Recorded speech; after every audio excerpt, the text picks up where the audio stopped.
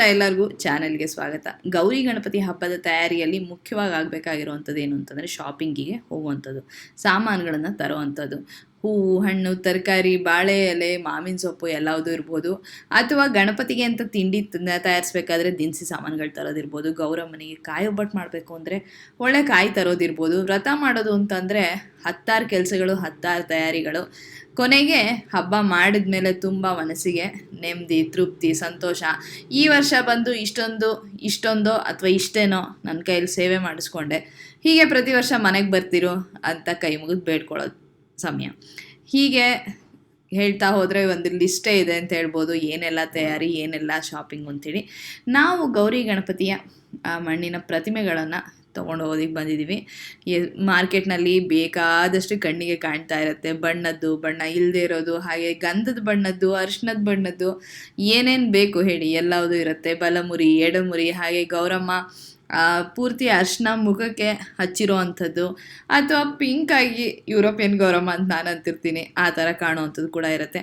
ನಮ್ಮನೆ ಯಾವುದು ತೊಗೊಂಡು ಹೋಗಬೇಕು, ನಮ್ಮನೆ ಪದ್ಧತಿಗಳು ಏನಿರುತ್ತೋ ಅದಕ್ಕನುಸಾರವಾಗಿ ಪ್ರತಿಯೊಬ್ಬರೂ ಆ ಒಂದು ಏನು ಅರೇಂಜ್ಮೆಂಟ್ ಇರುತ್ತಲ್ಲ, ಸಾವಿರಾರು ಗಣಪತಿ ಗೌರಮ್ಮಗಳ ಮಧ್ಯೆ ನಮ್ಮ ಮನೆಗೆ ಬರೋದು ಯಾರು ಅಂತೇಳಿ ಹುಡುಕೋತಾ ಇರ್ತೀವಿ.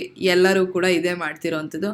ಹಾಗೆ ನಾವು ಕೂಡ ಹುಡುಕಿ ನಮ್ಮನೆಗೆ ನಾವು ಹುಡುಕೋದೇನು, ನಮ್ಮನೆ ಯಾರು ಬರಬೇಕು ಅಂತ ನಿರ್ಧಾರ ಮಾಡ್ಕೊಂಡು ಅವರು ಡಿಸೈಡ್ ಮಾಡ್ಕೋತಿರ್ತಾರೋ ಅವರಂತೂ ಖಂಡಿತ ನಮ್ಮನೆಗೆ ಬಂದೇ ಬರ್ತಾರೆ.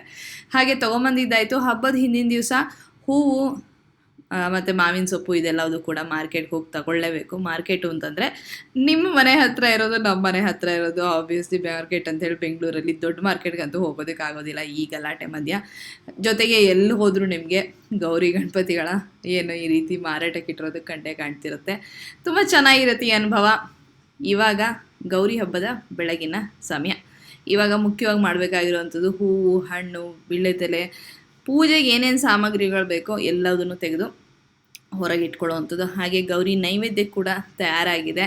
ಪೂಜೆಗೆ ನಾನು ರೆಡಿ ಮಾಡ್ಕೊಳ್ತಾ ಇದ್ದೀನಿ. ಒಂದು ತಟ್ಟೆನಲ್ಲಿ 5 ಥರದ ಹೂವು, 5 ಥರದ ಪತ್ರೆ, ಹಾಗೆಯೇ ನೈವೇದ್ಯಕ್ಕೆ ಹಣ್ಣುಗಳು 5 ಥರದ್ದು. ಗೌರಿ ಪೂಜೆ ಮಾಡೋದು ಒಂದಾದರೆ ಅದಕ್ಕೂ ಮುಂಚೆ ಯಾವುದೇ ವಿಘ್ನಗಳು ಬರದೇ ಇರಲಿ ಅಂಥೇಳಿ ಗಣಪನಿಗೆ ಕೈ ಮುಗಿಬೇಕಾಗುತ್ತೆ. ಗಣಪನಿಗೂ ಕೂಡ ಒಂದು ನೈವೇದ್ಯ, ಹಾಗೆ ಪೂರ್ಣ ಫಲ, ಸಾಕಷ್ಟು ಸಾಂಗೋಪಾಂಗವಾಗಿ ನಡೆಯುತ್ತೆ ಪೂಜೆ ಅಂತ ಹೇಳ್ಬೋದು. 5 ಥರದ ಹೂವು ಅಂತ ಅಂದ್ಕೊಳ್ತೀವಿ, ಆದರೆ ಅದಕ್ಕಿಂತ ಹೆಚ್ಚಾಗೇ ಹೂಗಳು ತಂದಿರ್ತೀವಿ. ಯಾಕೆಂದರೆ ಮಾರ್ಕೆಟ್ಗೆ ಹೋದಾಗ ನನಗಂತೂ ಏನೋ ಈ ಫ್ರೆಶ್ ಆಗಿರೋ ಹೂಗಳನ್ನು ನೋಡಿದಾಗ ತೊಗೊಂಬರೋಣ ಅಂತ ಆಸೆ ಆಗುತ್ತೆ. ಯಾವುದೇ ರೀತಿ ಪ್ಲಾಸ್ಟಿಕ್ಕು ಅಥವಾ ಇನ್ನೇನೇ ಬ್ಯಾಕ್ ಡ್ರಾಪಿಗೆ ಹಾಕುವಂಥದ್ದು, ಆರ್ಟಿಫಿಷಿಯಲ್ ಫ್ಲವರ್ಸೋ ಅಥವಾ ಸ್ಕ್ರೀನ್ಗಳು, ಇನ್ನೇನೋ ಪ್ಲಾಸ್ಟಿಕಲ್ಲಿ ಮಾಡಿದಂತಹ ಏನೋ ಸಾಮಾನುಗಳು ಅದನ್ನು ಬಳಸದೇ ಇರೋದ್ರಿಂದ ಮುಖ್ಯವಾಗಿ ಹೂವು ಬೇಕಾಗತ್ತಿಲ್ಲ ನಮಗೆ. ದೇವರಿಗೆ ಅಲಂಕಾರಿಕವಾಗಿ ಇಡೋದಕ್ಕೊಂದು, ಹಾಗೆ ಪೂಜೆಯಲ್ಲಿ ಕೂಡ 5 ಬಗೆ ಹೂವು ಅಂತಿದ್ದಾಗ ಅದಕ್ಕೂ ಬೇಕಾಗತ್ತೆ. ಜೊತೆಗೆ ಅಲ್ಪ ಸ್ವಲ್ಪ ಅಲಂಕಾರ ಮಾಡಬೇಕಾದ್ರೆ ಅದಕ್ಕೂ ಬೇಕಾಗತ್ತೆ. ಈ ಸತಿ ನಾನು ಹೆಚ್ಚಿಗೆ ತುಂಬ ಏನು ಇದು ಮಾಡ್ಕೊಳ್ದೇನೆ ಸಿಂಪಲ್ಲಾಗೆ ಮಾಡಿರೋದು ಅಂತ ಅಂದ್ಕೊಂಡಿದ್ದು. ಆದರೆ ಪೂಜೆ ಅಂತೂ ಅಚ್ಚುಕಟ್ಟಾಗಿ ನಡೀತು. ಈ ದಿಂಡುಗಳಂತೂ ತುಂಬ ಸುಂದರವಾಗಿರುತ್ತೆ. ಮಾರ್ಕೆಟ್ ಅಂದರೆ ಗಾಂಧಿ ಬಜಾರೋ ಮಾರ್ಕೆಟೋ ನೀವು ಎಲ್ಲಿ ಹೋಗ್ತಿರೋ ಅಲ್ಲಿ, ಅಥವಾ ಎಲ್ಲೇ ಹೂ ಮಾರೋ ಕಡೆಗೆ ಹೋದರೆ ಇದನ್ನೆಲ್ಲ ನೋಡ್ತಿದ್ರೆ ತೊಗೊಂಡು ಹೋಗೋಣ ಅಂತ ಖಂಡಿತ ಮನಸ್ಸು ಎಳಿತಾ ಇರುತ್ತೆ. ಈಗ ಮಂಟಪನ ಇಟ್ಟಾಗಿದೆ, ಇದಕ್ಕೆ ಹೂವೆಲ್ಲ ಕಟ್ಟಿ, ಜೊತೆಗೆ ಎಷ್ಟು ಚಿಕ್ಕ ಪುಟ್ಟ ಒಂದು ಏನು ಡೆಕೋರೇಷನ್ ಅಂತ ಅಂದ್ಕೊಂಡಿದ್ದೀನೋ ಅದನ್ನು ಮಾಡೋದಕ್ಕೆ ಮೇಯ್ನಾಗಿ ನನಗೆ ಈ ದಿಂಡುಗಳನ್ನ ಕಟ್ಟೋದು ತುಂಬ ಇಷ್ಟ ಆಗುತ್ತೆ. ದಿಂಡುಗಳು ಕಟ್ಟೋದು ಇದೊಂದು ಸ್ವಲ್ಪ ಟ್ರಿಕಿಯಾಗಿ ಇರುತ್ತೆ. ಯಾಕೆ ಅಂತಂದರೆ ಸಣ್ಣದಾಗಿ ಒಂದು ಇದಿರುತ್ತೆ, ಮಂಟಪದಲ್ಲಿ ಹೋಲ್ ಇರುತ್ತೆ, ಅದರೊಳಗೆ ಹಾಕಿ ಇದನ್ನು ಸರಿಯಾಗಿ ಈಕ್ವಲಾಗಿ 2 ಕಡೆ ಕಾಣೋಂಗೆ ಕಟ್ಟಬೇಕು. ದಿನ ಇಷ್ಟು ಆಜುಕಿನ ಕೆಲಸ ಮಾಡಿದೆ ಕೈಗಳಿಗೆ ಅಭ್ಯಾಸ ಇರೋದಿಲ್ಲ, ಸ್ವಲ್ಪ ಸಮಯ ತೊಗೊಳುತ್ತೆ. ಹಾಗೆಯೇ ಹಬ್ಬದ ದಿನಗಳಲ್ಲಿ ಪೂಜೆ ಆಗಬೇಕು, ಅಲ್ಲಿವರೆಗೂ ಏನೇ ತಿಂದು ಕುಡಿದು ಮಾಡದೇ ಇರೋದ್ರಿಂದ ಕುಡಿದಿರೋದಾಗಿರುತ್ತೆ, ಕಾಫಿ ಕುಡಿದಿರೋದಾಗಿರುತ್ತೆ, ತಿನ್ನೋ ಅಂಥದ್ದು ಏನಿದ್ರು ಪೂಜೆ, ನೈವೇದ್ಯ, ಮಂಗಳಾರತಿ ಎಲ್ಲ ಆದಮೇಲಲ್ವಾ. ಸೊ ಹಾಗಾಗಿ ಸ್ವಲ್ಪ ಶಕ್ತಿನೂ ಕೂಡ ಕಡಿಮೆ ಇರುತ್ತೆ. ಅಂಥದ್ರಲ್ಲಿ ಒಂದು ಸತಿ ಕಟ್ಟಕ್ಕೆ ಹೋಗೋ ಕಡೆ ಸ್ಲಿಪ್ಪಾಗಿ 2 ಸತಿ 3 ಸತಿ ಪ್ರಯತ್ನ ಪಡೋಂಗೆ ಆಗ್ತಿರುತ್ತೆ. ಸೊ ನಾನೀಗ ಇದು ಸೇವಂತಿಗೆ ದಿಂಡು ಏನಿದೆಯಲ್ಲ ಇದನ್ನು ಕಟ್ತಾಯಿದ್ದೀನಿ. ಹಾಗೆ ಮಲ್ಲಿಗೆ ದಿಂಡು ಏನಿತ್ತಲ್ಲ ಅದನ್ನು ಮುಂದಕ್ಕೆ ಕಟ್ಟೋಣ ಅಂತ ಅಂದ್ಕೊಂಡಿದ್ದೀನಿ. ಸೊ ಈ ಪ್ರಿಪ್ರೇಷನ್ ನಡೀತಾ ಇದೆ. ಗೌರಿ ಹಬ್ಬದ ದಿವಸ ಸಾಕಷ್ಟು ತಯಾರಿಗಳು ಇರುತ್ತೆ. ಗಣಪತಿ ಹಬ್ಬಕ್ಕೆ ಒಂಥರ ಸ್ವಲ್ಪ ಗೇರಪ್ ಆಗಿರ್ತೀವಿ ಅಂತ ನನಗನ್ಸುತ್ತೆ. ಸಾಮಾನುಗಳು ಜೋಡಿಸ್ಕೊಳ್ಳೋ ವಿಷಯ ಅರ್ಧಕ್ಕರ್ಧ ತಯಾರಾಗಿ ಹೋಗಿರುತ್ತೆ. ನೀವು ಅಣಿತಟ್ಟೆ ಇರ್ಬೋದು, ಅರ್ಶಿನ ಕುಂಕುಮದ ತಟ್ಟೆ ಇರ್ಬೋದು, ಅಥವಾ ಇನ್ಯಾವುದೇ ಪಾತ್ರೆಗಳು ತೊಳೆದಿಟ್ಕೊಳ್ಳೋದು ಅಥವಾ ಜೋಡಿಸ್ಕೊಳ್ಳೋದು ಎಲ್ಲದೂ ಕೂಡ ಆಲ್ರೆಡಿ ಮಾಡ್ಕೊಂಡ್ಬಿಟ್ಟಿರ್ತೀವಿ. ಸೊ ಈ ಗೌರಿ ಹಬ್ಬದಲ್ಲಿ ಓಂ ಪ್ರಥಮದಿಂದ ಶುರು ಆಗಬೇಕು. ಗಣಪತಿ ಹಬ್ಬಕ್ಕೆ ಹಂಗಲ್ಲ, ಸ್ವಲ್ಪ ತಯಾರಿ ಒಂದು 40-50% ಆಗೋಗಿರುತ್ತೆ ಅಂತ ನನಗೆ ಪ್ರತಿ ವರ್ಷ ಅನಿಸ್ತಿರುತ್ತೆ. ಹಾಗಾಗಿ ಗಣಪತಿ ಹಬ್ಬದ ದಿವಸ ಸ್ವಲ್ಪ ಕೆಲಸ ಕಡಿಮೆ ಇರುತ್ತೆ. ಗೌರಿ ಹಬ್ಬದ ದಿವಸ A to Z ನಡೀತಾ ಇರುತ್ತೆ. ಸೊ ಇವಾಗ ಮುಂದ್ಗಡೆಗೆ ಈ ಮಲ್ಲಿಗೆ ದಿಂಡನ್ನು ಕಟ್ಟೋಣ ಅಂದ್ಕೊಂಡೆ. ಈ ದಾರಗಳೆಲ್ಲ ಏನಿದೆಯಲ್ಲ ಆ ಕಡೆ ಈ ಕಡೆ ತುದಿ ಉದ್ದ ಕೊಟ್ಟಿರ್ತಾರೆ. ಬೇಕಾದರೆ ನೀವು 2 ದಿಂಡನ್ನು ಸೇರಿಸ್ಕೊಂಡು ಒಂದು ಮಾಲೆ ಥರ ಮಾಡ್ಕೋಬೋದು. ಕುತ್ತಿಗೆಗೆ ಹಾಕೋದಕ್ಕೆ ಗಣಪತಿಗೆ ಅಥವಾ ಗೌರಮ್ಮಂಗೆ ತುಂಬ ಚೆನ್ನಾಗಿರುತ್ತೆ. ಆ ಥರ ಕೂಡ ಮಾಡ್ಕೋಬೋದು. ಈ ಸತಿ ನಾನು ತುಂಬ ದಿಂಡುಗಳು, ಇನ್ನೂ ತುಂಬ ಹೂಗಳನ್ನು ತರಲಿಲ್ಲ. ಆ್ಯಕ್ಚುಲಿ ಏನಾಗುತ್ತೆ ಅಂದರೆ ಬಿಡಿ ಹೂವನ್ನೆಲ್ಲ ನೋಡಿ ಆಸೆಪಟ್ಟು ತಂದು ಕೊನೆಗೆ ತುಂಬಾ ಜಾಸ್ತಿ ಆಗಿ ಹೋಗುತ್ತೆ. ಅಫ್ಕೋರ್ಸ್ ಆಮೇಲೆ ಇಟ್ಕೊಂಡು ದಿನ ಪೂಜೆಗೆ ಬಳಸ್ಕೋಬೋದು. ಆದರೆ ಒಂದೊಂದು ಸತಿ ಸೇವಂತಿಗೆ ಹೂ ಆದರೆ ಇರುತ್ತೆ, ಒಂದೊಂದು ಸತಿ ಈ ಬೇರೆ ಥರದ ಹೂಗಳು, ಗೊರಟೆನೋ ಸುಗಂಧರಾಜನೋ ಅಥವಾ ಇನ್ಯಾವುದೇ ಬಿಡಿ ಹೂಗಳು ತಂದರೆ ಅವುಗಳು ಜಾಸ್ತಿ ದಿವಸ ಇರೋದಿಲ್ಲ. ಸೇವಂತಿಗೆ ಹೂ ಆದರೆ ಅದೊಂದು ತಂದರೆ ನಿಮ್ಗೊಂದು 2-3 ದಿವಸ ಫ್ರಿಜ್ಜಲ್ಲಿ ಇಟ್ಟು ಉಪಯೋಗಿಸ್ಬೋದು. ಹಾಗಾಗಿ ಯಾಕೆ ತುಂಬ ಹೂಗಳನ್ನ ತಂದು ಇದು ಮಾಡೋದು ಅಂತೇಳಿ ಈ ಸತಿ ಸಾಕಷ್ಟು ಕಡಿಮೆ ಆದರೂ ಕೂಡ ಧಾರಾಳವಾಗೇ ಇತ್ತು ಅಂತ ಹೇಳ್ಬೋದು.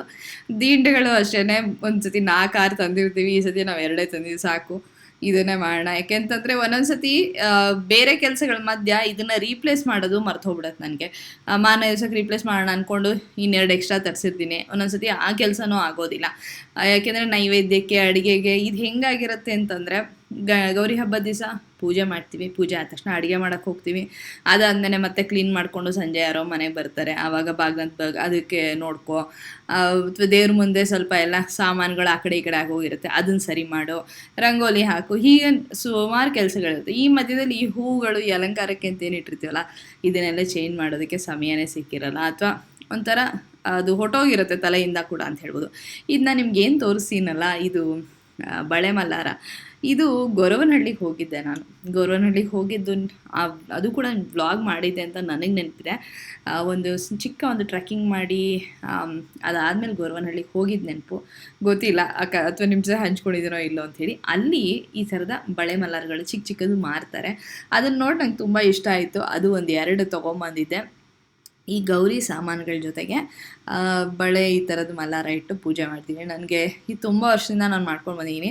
ಒಂದು ಬ್ಲ್ಯಾಕ್ ಕಲರ್ದು ಫಸ್ಟ್ ಕಪ್ಪು ಬಳೆಗಳು ಪುಟ್ಟ ತೋರಿಸ್ದೆ ನಿಮಗೆ. ಈ ಗೌರಿ ಸಾಮಾನಲ್ಲಿ ಇರುತ್ತಲ್ಲ ಅದರೊಳಗೆ ಇರೋದು ನೋಡಿರ್ತೀರ, ಅದೇ ಸೈಜಿಂದು ಅದೇ ಥರದ್ದು ಮಲ್ಲಾರದ ಥರ ಸಿಗುತ್ತೆ, ಈ ಥರ ಬಳೆ ಮಲ್ಲಾರ ಥರ. ಅದನ್ನು ಇಟ್ಬಿಟ್ಟು ಪೂಜೆ ಮಾಡಿದ್ರೆ ತುಂಬ ಚೆನ್ನಾಗಿ ಕಾಣುತ್ತೆ. ದೊಡ್ಡ ಬಳೆಗಳನ್ನು ತಂದು ಕೆಲವರಿಟ್ಟು ಈ ವರಮಹಾಲಕ್ಷ್ಮಿ ಹಬ್ಬದಲ್ಲಿ ನೋಡಿದ್ದೀನಿ ನಾನು, ಗೌರಿ ಹಬ್ಬದಲ್ಲಿ ಅಷ್ಟು ನೋಡಿಲ್ಲ. ಆದರೆ ಗೌರಿ ಸಾಮಾನುಗಳನ್ನು ಏನು ನಾವು ಕೊಡ್ತೀವಲ್ಲ, ಅರ್ಶಿನ ಕುಂಕುಮ, ಬಳೆ, ಬಿಚ್ಚೋಲೆ, ಕನ್ನಡಿ, ಬಾಚಣಿಕೆ, ಕಪ್ಪು ಎಲ್ಲ ಇರುತ್ತಲ್ಲ, ಅದ್ರ ಜೊತೆಗೆ ಇದನ್ನು ಒಂದು ಇಟ್ಟು ಪೂಜೆ ಮಾಡಿದ್ರೆ ತುಂಬ ಚೆನ್ನಾಗಿರುತ್ತೆ ಅಂತ ನಾನು ಮೊದಲಿಂದನೂ ಮಾಡ್ಕೊಂಬಂದಿದ್ದೀನಿ. ಸೊ ಈ ಸತಿ ಈ ಗೊರವನಹಳ್ಳಿಗೆ ಹೋದಾಗ ಅದೆರಡು ಕಾಣಿಸ್ತು, ಅದನ್ನು ತೊಗೊಂಬಂದೆ. ತುಂಬ ಡೆಲಿಕೇಟ್ ಆಗಿರುತ್ತೆ, ತುಂಬ ಹುಷಾರಾಗಿ ತೊಗೊಂಬರ್ಬೇಕು. ಈ ಕುಂಕುಮ ಡಬ್ಬಿ ಏನಿದೆಯಲ್ಲ, ಇದು ಕಾಶಿಗೆ ಹೋದಾಗ ಅಲ್ಲಿ ದುರ್ಗಾ ದೇವಸ್ಥಾನದಲ್ಲಿ ಎದುರುಗಡೆ ಒಂದು ಅಂಗಡಿಲಿ ಮಾರ್ತಾಯಿದ್ರು ಈ ಥರದ್ದು. ಇದು ಆ್ಯಕ್ಚುಲಿ ಬೆಂಗಾಲಿಗಳೆಲ್ಲ ಅವರು ಸಿಂಧೂರ್ ಬಾಕ್ಸ್ ಅಂಥೇಳಿ ಯೂಸ್ ಮಾಡ್ತಾರಲ್ಲ, ಆ ಥರದ್ದು ಇದು ಅಲ್ಲಿ ಸಿಗೋ ಅಂಥದ್ದು. ಅವರೇ ಯಾರೋ ಒಬ್ಬರು ತಂದು ಮಾಡಿ ಮಾರ್ತಾಯಿದ್ರು, ಭಾರಿ ಕಡಿಮೆ ಬೆಲೆಗೆ ಸಿಗ್ತಾಯಿತ್ತಲ್ಲಿ. ನನಗೆ ನೆನಪಿದ್ದಂಗೆ ಒಂದು 100 ರೂಪಾಯಿ ಒಳಗೇನೋ ಕೊಟ್ಟಿರೋದು, ಆದರೆ ಕೈ ಕೆತ್ತನೆ ಮಾಡಿರುವಂಥದ್ದು. ಅದು ತುಂಬ ಚೆನ್ನಾಗಿದೆ ನೋಡಿ, ಯಾರೋ ಪಾಪ ಮಾಡಿದ್ದಾರೆ ಎಷ್ಟು ಚೆನ್ನಾಗಿ. 100 ರೂಪಾಯಿಗೂ ಕೊಟ್ಟಿದ್ದು ನೆನಪಿಲ್ಲ ನನಗೆ. ಈ ಥರದ್ದು 2 ತೊಗೊಂಬಂದಿದ್ದು ನೆನಪು, ಒಂದು ಸಿಕ್ತು, ಇನ್ನೊಂದು ಎಲ್ಲೋ ಎತ್ತಿಟ್ಟು ಅನಿಸುತ್ತೆ. ತುಂಬ ನಾಜೂಕಾದ ಕೆಲಸ ಅಲ್ದಿದ್ರೂ ತುಂಬ ಚೆನ್ನಾಗಿದೆ. ಈಗ ಪೂಜೆ ಶುರುವಾಗ್ತಾ ಇದೆ. ಮೊದಲನೇ ಕೆಲಸ ದೀಪ ಹಚ್ಬಿಟ್ಟು ಪೂಜೆನ ಶುರು ಮಾಡಬೇಕು. ಮೊದಲನೇ ಕೆಲಸ ಈ ಪೂಜೆಯಲ್ಲಿ ಏನಂತಾರೆ, ಮೊದಲನೇ ದೀಪ ಹಚ್ಚೋದಾದರೆ ಅದಾದಮೇಲೆ ಸಂಕಲ್ಪ ಮಾಡಿಕೊಂಡು ಹಾಗೆಯೇ ಪ್ರಾಣ ಪ್ರತಿಷ್ಠಾಪನೆ ಮಾಡಬೇಕು. ಪ್ರಾಣ ಪ್ರತಿಷ್ಠಾಪನೆ ಮಾಡಿದ್ಮೇಲೆ ಗೌರಿ ಮುಖದಲ್ಲಿ ಒಂದು ವಿಶೇಷವಾದ ಕಳೆ ಬರುತ್ತೆ. ಸಂಕಲ್ಪ ಅಂದರೆ ನಾನು ಇವತ್ತಿನ ದಿವಸ ಕೂತ್ಕೊಂಡು ಈ ಒಂದು ದಿನ, ಈ ಒಂದು ಕಾಲ, ಈ ಒಂದು ತಿಥಿಯಲ್ಲಿ ನಾನು ಈ ರೀತಿಯಾಗಿ ಪೂಜೆನ ಮಾಡ್ತಿದ್ದೀವಿ ಅಂಥೇಳಿ ಒಂದು ಹೇಳೋದು. ಹಾಗೆಯೇ ಪ್ರಾಣ ಪ್ರತಿಷ್ಠಾಪನೆ ಮೊದಲು ಪೂಜೆ ಮಾಡೋಕ್ಕೆ ಶುರು ಮಾಡಿದಾಗ ನನಗೆ ಅದು ಅಷ್ಟು ಅಂದರೆ ಅರ್ಥವಾಗೋದು ಅನ್ನೋದಕ್ಕಿಂತ ಮಾಡ್ಕೊಂಡು ಪೂಜೆ ವಿಧಾನಗಳಲ್ಲಿ ಅದು ಒಂದು ಅಂತ ಮಾಡ್ತಿದ್ದೆ. ಆದರೆ ಇತ್ತೀಚಿನ ದಿನಗಳಲ್ಲಿ ಪೂಜೆಗಳು ಯಾವುದೇ ವ್ರತಕಥೆ ಈ ಥರ ಪ್ರಾಣ ಪ್ರತಿಷ್ಠಾಪನೆ ಅಂತ ಬಂದಾಗ ನನಗೆ ಅದು ತುಂಬ ಮನಸ್ಸಿಗೆ ಹತ್ತಿರವಾಗಿರುವಂಥ ಒಂದು ಈ ವಿಧಿವಿಧಾನದಲ್ಲಿ ಬರುವಂಥ ಒಂದು ಸಂದರ್ಭ ಅಂತ ನನಗನ್ಸುತ್ತೆ. ಮಣ್ಣಿನ ಮೂರ್ತಿನ ಮುಟ್ಕೊಂಡು ನಾವು ಹೇಳೋವಂಥ ಮಂತ್ರಗಳೇನಿದೆಯಲ್ಲ ಅದಂತೂ ಎಷ್ಟು ಅದು ಪರಿಣಾಮ ಬೀರುತ್ತೆ ಅಂತಂದರೆ, ಆ ಒಂದು ಮಣ್ಣಿನ ಪ್ರತಿಬಿಂಬದಲ್ಲಿ ನಾವು ಜೀವನ ತುಂಬಿಸ್ತೀವಿ. ಹಾಗೆಯೇ ಸಾಕ್ಷಾತ್ ಗೌರಿ ಬಂದಲ್ಲಿ ನೆಲೆಸ್ತಾಳೆ ಅನ್ನೋದಿದೆಯಲ್ಲ, ಅದು ತುಂಬಾ ಮನಸ್ಸಿಗೆ ಹಿತ ಕೊಡುವಂಥದ್ದು. ಹಾಗೆ ಏನೋ ಒಂದು ಹೋಪ್ ಅಂತಾರಲ್ಲ, ಅದು ತುಂಬ ಚಿಕ್ಕ ಪದ, ಆದರೆ ಈ ಒಂದು ಸಂದರ್ಭದಲ್ಲಿ ನನಗೆ ಅದೇ ಹೊಳಿತಾ ಇರೋದು. ಅದನ್ನು ಕೊಡುವಂಥದ್ದು ಸಂದರ್ಭ ಅಂತ ನನಗೆ ಅನಿಸುತ್ತೆ. ಗೌರಿ ಹಬ್ಬದಲ್ಲಿ ಮಣ್ಣಿನ ಪ್ರತಿಮೆ ಒಂದೇ ಅಲ್ಲ, ಕಲಶದಲ್ಲೂ ಕೂಡ ವೀಳ್ಯದೆಲೆ ಕಾಯಿ ಇಟ್ಟು ಅದಕ್ಕೆ ಗೌರಿ ಮುಖವಾಡ ಹಾಕಿ ಮಾಡ್ತಾರೆ. ಬೆಳ್ಳಿ ಗೌರಿ ಇರುತ್ತೆ.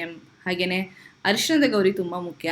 ಅರಿಶಿಣದ ಗೌರಿ ಮಾಡಿ ಅದನ್ನು ಬೆಲ್ಲದ ಹಚ್ಚಿನ ಮೇಲೆ ಇಟ್ಟಿರ್ತೀವಿ. ಹಾಗೆಯೇ ಕೆಲವ್ರ ಮನೇಲಿ ಮರಳಿನ ಗೌರಿ ಕೂಡ ಇರುತ್ತೆ.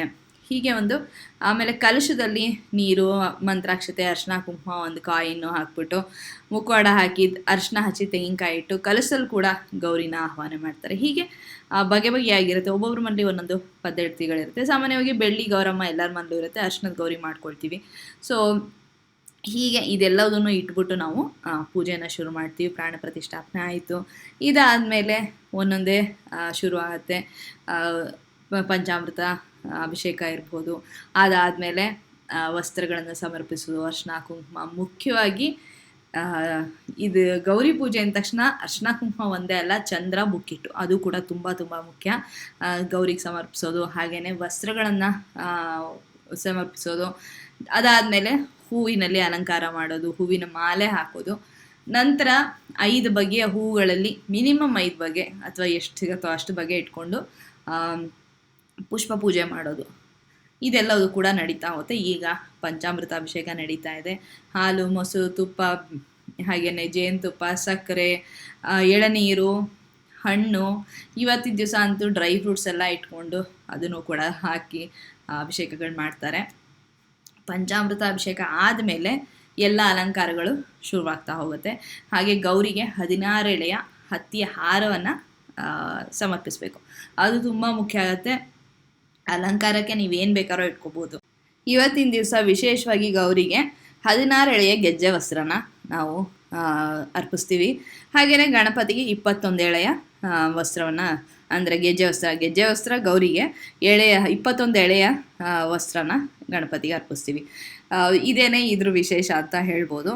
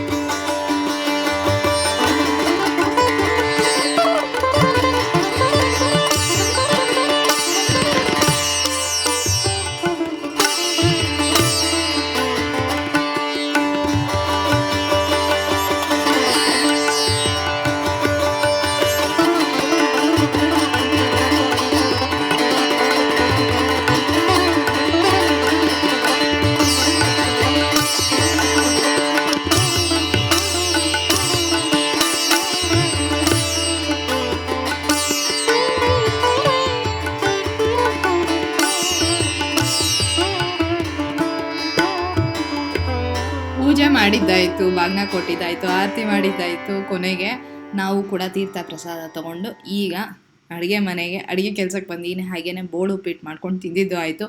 ಹೊಟ್ಟೆಗೆ ಏನಾರು ಒಂಚೂರು ಬೇಕಲ್ವಾ, ಅಡುಗೆ ಮಾಡಿ ಊಟ ಕೂತ್ಕೊಳ್ಳೋವರೆಗೂ. ಹಾಗೆಯೇ ಸ್ವಲ್ಪ ಉಪ್ಪಿಟ್ಟು ಮಾಡ್ಕೊಂಡು ತಿಂದು ಈಗ ನೆಕ್ಸ್ಟು ಅಡುಗೆ ಕಡೆ ಹೋಗಬೇಕು. ತುಂಬ ಏನು ಅದ್ಧೂರಿಯಾದ ಅಡುಗೆ ಅಂತೇನಿಲ್ಲ. ಸಾರು, ಪಲ್ಯ, ಕೋಸಂಬರಿ, ಪಾಯಸ ಇವತ್ತಿನ ದಿವಸ ಇನ್ನೇನು ಮಾಡೋಕ್ಕೆ ಹೋಗಲಿಲ್ಲ, ಯಾಕೆಂದರೆ ಬೆಲ್ಲನ ಆಗಲೇ ತಯಾರಾಗಿತ್ತು. ಹಾಗೆಯೇ ಪುಳಿಯೋಗರೆ ಮಾಡಿದೆ. ಇದಂತೂ ಪುಳಿಯೋಗರೆ ರೆಸಿಪಿ ನಿಮ್ಮ ಜೊತೆ ಖಂಡಿತ ಹಂಚ್ಕೊಳ್ತೀನಿ. ಯಾಕೆ ಅಂತಂದರೆ ಪುಳಿಯೋಗರೆ ತಿನ್ನಬೇಕು ಅಂತ ಅನಿಸಿದ ತಕ್ಷಣ ನೀವು ಮಾಡ್ಕೊಂಡು ತಿನ್ಬೋದಾ ಅಂತ ರೆಸಿಪಿ ಇದು. ತುಂಬ ಅಂದರೆ ತುಂಬ ರುಚಿಯಾಗಿ ಬರುತ್ತೆ. ನಾನೇನು ಪುಳಿಯೋಗರೆ ಫ್ಯಾನ್ ಅಲ್ಲ, ಆದರೆ ನನಗೆ ಗೊಜ್ಜು ಮಾಡಿಟ್ಟು ಅದರಲ್ಲಿ ಕಲಸಿ ತಿನ್ನೋದ್ರಿಂದ ಸ್ವಲ್ಪ ನನಗೇನೋ ಅದು ಹೊಟ್ಟೆಗೆ ಒಂಥರ ತೊಂದರೆ ಕೊಡುತ್ತೆ ಅಂತ ಅನಿಸುತ್ತೆ. ಆ್ಯಸಿಡಿಟಿ ಸಮಸ್ಯೆ ಇರ್ಬೋದು, ಅಥವಾ ಇನ್ಯಾವುದೇ ಥರದ ಸಮಸ್ಯೆ ಹೊಟ್ಟೆಗೆ ಸಂಬಂಧಪಟ್ಟಾಗೆ ಬರುತ್ತೆ ಅಂತ ಅನಿಸುತ್ತೆ. ಹಾಗಾಗಿ ನಾನು ಹಳೆ ಪುಳಿಯೋಗರೆ ಗೊಜ್ಜುಗಳನ್ನು ಮಾಡಿಟ್ಟು ಅದರಲ್ಲಿ ಚಿತ್ರಾನ್ನ ಕಲಿಸೋದಿಲ್ಲ. ಸಾಮಾನ್ಯವಾಗಿ ಫ್ರೆಶ್ಶಾಗಿ ಮಾಡಿಕೊಂಡು ಈ ರೀತಿ ಒಂಥರ ಇನ್ಸ್ಟೆಂಟ್ ಅಂತ ಹೇಳ್ಬೋದು. ಇನ್ಸ್ಟೆಂಟು ಅಂತಂದರೆ ಇಲ್ಲಿ ಯಾವ ಅರ್ಥದಲ್ಲಿ ಅಂದರೆ ಅನಿಸಿದ ತಕ್ಷಣ ಮಾಡ್ಕೊಂಡು ತಿನ್ಬೋದಾದಂಥ ಆ ಥರದ ಇನ್ಸ್ಟೆಂಟು ಅಂತ ಹೇಳ್ಬೋದು. ತುಂಬ ಚೆನ್ನಾಗಾಗತ್ತೆ. ಹಾಗೆಯೇ ನೀವು ಮಧ್ಯಾಹ್ನದ ಬಾಕ್ಸಿಗೆ ಹಾಕೊಂಡು ಹೋಗೋದಕ್ಕೆ ಅಥವಾ ಬೆಳಗ್ಗೆ ತಿಂಡಿಗೆ ಮಾಡ್ಕೊಳ್ತೀರಾ ಅಂತಿರ್ಬೋದು. ಖಂಡಿತ ಈ ರೆಸಿಪಿ ನಿಮ್ಮ ಜೊತೆ ಹಂಚ್ಕೊಳ್ತೀನಿ. ಅದನ್ನು ನೀವು ನೋಡ್ತೀರಾ, ತೋರಿಸ್ತೀನಿ. ತುಂಬ ಅಂದರೆ ತುಂಬ ಟೇಸ್ಟಿಯಾಗಿ ಬಂದಿತ್ತು. ಆಮೇಲೆ ಮಾಡಿ ಇಟ್ಟು ಒಂದು 1 hour 2 hours ಆದಮೇಲೆ ಇನ್ನೂ ಚೆನ್ನಾಗಿ ರುಚಿ ಒಂಥರ ಎಲ್ಲ ಕೂಡ್ಕೊಂಡು ಬರುತ್ತೆ ಅಂತಾರೆ. ಹಾಗಿತ್ತು ಇವತ್ತಿನ ದಿವಸ ಪುಳಿಯೋಗರೆ. ಹಾಗೆಯೇ ಕಾಯಿ ಒಬ್ಬಟ್ಟಂತೂ ತಯಾರಾಗೇ ಇತ್ತು. ಗೌರಿ ನೈವೇದ್ಯ ಕೂಡ ಆಗಿದೆ. ಇಲ್ಲೊಂದು ಸ್ವಲ್ಪ ಸೌತೆಕಾಯಿ ಮೊಸರು ಬಜ್ಜಿಗೆ, ಪುಳಿಯೋಗರೆ ಜೊತೆಗೆ ಕುಂಬಳಕಾಯಿ ಮಜ್ಜಿಗೆ ಹುಳಿನೋ ಅಥವಾ ಇನ್ನೇನೋ ಕಾಯಿ ಹುಳಿನೋ ಈ ಥರದ್ದು ಮಾಡಿದ್ರೆ ಚೆನ್ನಾಗಿರುತ್ತೆ. ಬಟ್ ಇವತ್ತಿನ ದಿವಸ ಅಷ್ಟೊಂದು ನಾನು ಮಾಡೋದಕ್ಕೆ ಹೋಗ್ತಿಲ್ಲ. ಯಾಕೆ ಅಂತಂದರೆ ಅಡುಗೆ ಮಾಡಿ ಊಟ ಎಲ್ಲ ಮಾಡಾದ್ಮೇಲೆ ಮುಂದಿನ ಕೆಲಸಗಳು ಕಾಯ್ತಾ ಇರುತ್ತೆ. ಸಾಮಾನ್ಯವಾಗಿ ನಾನು ಗೌರಿ ಹಬ್ಬದ ದಿವಸ ಅಡುಗೆನ ಸಾಕಷ್ಟು ಸಿಂಪಲ್ಲಾಗೇ ಇಟ್ಕೊಂಡಿರ್ತೀನಿ. ತುಂಬ ಮಾಡೋದಕ್ಕೆ ಹೋಗೋದಿಲ್ಲ. ಈ ಬೇಳೆ ಒಬ್ಬಟ್ಟೆಲ್ಲ ಮಾಡಿದಾಗ 2 ಕೋಸಂಬರಿ, 2 ಪಲ್ಯ ಇದೆಲ್ಲವುದು ಕೂಡ ಮಾಡಬೇಕಾಗತ್ತೆ. ಇವತ್ತಿನ ದಿವಸ ಅಷ್ಟು ಮಾಡೋದಕ್ಕೆ ಹೋಗೋದಿಲ್ಲ. ನನಗೂ ಕೂಡ ಒಂದಾದ್ಮೇಲೆ ಒಂದು ಕೆಲಸಗಳು ಕಾಯ್ತಾನೆ ಇರುತ್ತೆ. ಹಾಗಾಗಿ ತುಂಬ ಹೊತ್ತು ಬೆಳಗ್ಗಿಂದ ಸಂಜೆವರೆಗೂ ಅಡುಗೆ ಮನೆ ಕ್ಲೀನಿಂಗಲ್ಲೇ ಇದ್ಬಿಟ್ರೆ ಮನೆಗೆ ಯಾರನ್ನೋ ಕರೆದಿರ್ತೀವಿ ಅರ್ಶಿನ ಕುಂಕುಮಕ್ಕೆ, ಬಾಗಿನ ಕೊಡೋದಕ್ಕೆ, ಅಥವಾ ನಮಗೆಲ್ಲೋ ಹೋಗಬೇಕಾಗಿರುತ್ತೆ. ಈ ಥರದ್ದೆಲ್ಲ ಸಂಭ್ರಮಗಳು ತಪ್ಪು ಹೋಗ್ಬಿಡತ್ತೆ. ಹಾಗಾಗಿ ಯಾವುದ್ಯಾವುದನ್ನು ಮಾಡಲೇಬೇಕೋ ಅದನ್ನು ಮಾಡ್ತಾಯಿರ್ತೀನಿ. ಈಗ ಪುಳಿಯೋಗರೆ ಕಲಿಸಿದ್ದೀನಿ. ಇದು ತುಂಬ ಅಂದರೆ ತುಂಬ ಟೇಸ್ಟಿಯಾಗಿ ಬಂದಿತ್ತು. ನಿಮಗೆ ಪಕ್ಕಾ ಶಾರ್ಟ್ಗಳು ಇವತ್ತು ತೋರಿಸೋದಕ್ಕೆ ಆಗ್ತಿಲ್ಲ, ಯಾಕೆಂದರೆ ಕ್ಯಾಮ್ರಾ ಆ್ಯಂಗಲ್ ಸೆಟ್ ಮಾಡೋದು ಇದೆಲ್ಲದು ಕೂಡ ಒಂದು ದೊಡ್ಡ ಸಮಯ ತೊಗೊಳ್ಳೋವಂಥ ಕೆಲಸಗಳು. ಕೆಲವ್ರು ಅಂತಾರೆ ವ್ಲಾಗ್ ಅಂದರೆ ಏನೋ ಒಂದು ಮಾತಾಡ್ತಿರ್ತೀರ ಹಾಗೆ ಹೀಗೆ ಅಂಥೇಳಿ. ಬಟ್ ಅಷ್ಟು ಸುಲಭದ ಕೆಲಸ ಅಲ್ಲ. ಸರಿಯಾದ ಶಾರ್ಟ್ಗಳು, ಸರಿಯಾದ ದೃಶ್ಯಗಳನ್ನು ಕಣ್ಮುಂದೆ ನಿಮ್ಮ ಮುಂದೆ ಇಡೋದಕ್ಕೆ ಸಾಕಷ್ಟು ಪ್ಲ್ಯಾನಿಂಗ್ ಮತ್ತು ಪರಿಶ್ರಮ ಇದ್ದೇ ಇರುತ್ತೆ. ಇದು ಮಾರನೇ ದಿವಸದ ದೃಶ್ಯಗಳು. ಗಣಪತಿ ಪೂಜೆಗೆ ಎಲ್ಲ ತಯಾರಿ ನಡೆದಿದೆ.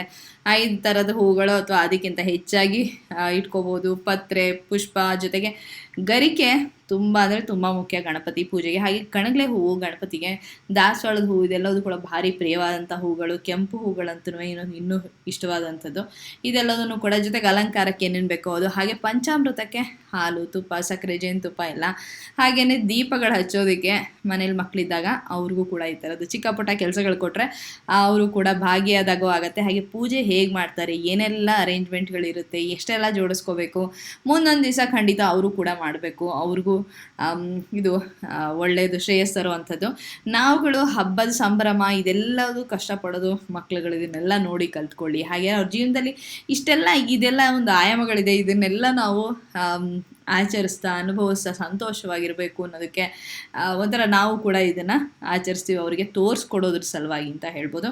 ಈಗ ನೈವೇದ್ಯಕ್ಕೆ ಏನೆಲ್ಲ ಜೋಡಿಸೀನಿ ಅಂತ ನೀವು ನೋಡ್ತಾ ಇದ್ದೀರಾ. ಗಣಪತಿ ಅಂದ ತಕ್ಷಣ ಮೊದಲನೇದಾಗಿ ಮೋದಕ, ಕರಿಗಡುಬು, ಚಕ್ಲಿ, ಮುಚ್ಚೋರೆ, ತೆಂಗುಳನ್ನು, ಕೆಲವ್ರ ಮನೆಗಳಲ್ಲಿ ಬಗೆ ಬಗೆಯ ಉಂಡೆಗಳನ್ನು ಮಾಡ್ತಾರೆ. ನಮ್ಮಲ್ಲಿ ಇಷ್ಟಂತೂ ನಾನು ಮಾಡ್ತಾ ಬಂದೀನಿ. ಹಾಗೆಯೇ ಬಿಸಿ ಬಿಸಿ ಇಡ್ಲಿ, ಪಾಯಸ, ಜೊತೆಗೆ ಬಿಸಿ ಅನ್ನ, ಸ್ವಲ್ಪ ತೋವೆ, ಕೋಸಂಬರಿ, ಎಲ್ಲ ಊಟಕ್ಕೆ ಏನೆಲ್ಲ ನಾವು ಮಾಡ್ಕೋತೀವೋ ಅದೆಲ್ಲದನ್ನು ಮಾಡಿ ಬಡಿಸ್ಬೇಕು ಅಂತಂತಾರೆ. ಆದರೆ ಆ ಸಮಯದಲ್ಲಿ ಕನಿಷ್ಠ ಪಕ್ಷ ಪಾಯಸ ಮತ್ತು ಇಲ್ಲಿ ತೋರಿಸಿರೋಂಥ ಎಲ್ಲ ಪದಾರ್ಥಗಳಾದರೂ ಇಡಬೇಕು ಅಂತ ಅಂದ್ಕೊಂಡು ನಾನು ನೈವೇದ್ಯಕ್ಕೆ ಇಟ್ಟಿರ್ತೀನಿ. ಹಾಗೆ ನೆನೆಸಿದ ಕಡಲೆಕಾಳು ಇಡಬೇಕಾಗಿತ್ತು, ಈ ಸತಿ ಅದನ್ನು ಮರ್ತುಬಿಟ್ಟೆ ನಾನು. ಆಮೇಲೆ ತುಂಬ ಬೇಜಾರಾಗೋಯ್ತು. ಪರವಾಗಿಲ್ಲ ಅಂಥೇಳಿ ಆಮೇಲೆ ಉಸ್ಲಿ ಮಾಡಿ ಸಂಜೆ ಚರ್ಪಿಗೆ ಏನಾದ್ರು ಬೇಕೇ ಬೇಕಲ್ವ, ಕಡಲೆ ಹಿಟ್ಟು ಇದೆಲ್ಲ ಅದು ಕೂಡ ಮಾಡಿದ್ದಾಯಿತು.